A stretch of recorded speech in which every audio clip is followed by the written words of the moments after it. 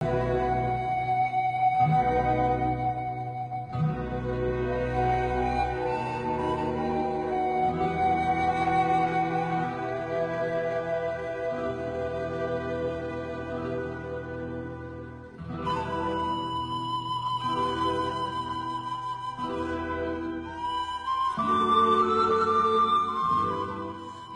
او دلیل.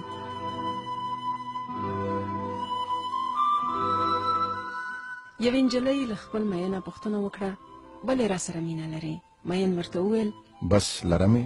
نجلۍ ورته وویل نه دا خو دې نه منم، دلیل یې راته ووایه چې ولې در باندې ګرانه یم. مین ورته وویل مینه دلیل نه غواړي. نجلۍ وویل زه بې دلیله مینه نشم منلی. مین یې ورته وویل دلیل را سره نشته خو ثابتولی شم چې در باندې مین یم. نجلۍ سر وخوځاوه، ټینګار یې وکړ چې نه نه ما ته به یې دلیل وایي چې ولې را باندې مین یې. مین ځواب ورکړ ځکه چې ښکلې یې، چې شیرین غږ لرې، چې خوږې خبرې کوې او چې روانه نو د غره د غېږې د سیند غوندې د مستۍ او پاکۍ کاروان در سره بهیږي. نجلۍ دې خبرو ډېره خوشحاله کړه او مین ته یې وویل اوس مې ومنلې چې مین یې. له بده مرغه څو ورځې وروسته نجلۍ له بامه را پرېوته. پښې یې ماتې شوې، پوزه یې ماته شوه او غږ یې تت شو. مین یې پوښتنې ته ورغی. دا بېهوشه پرته وه.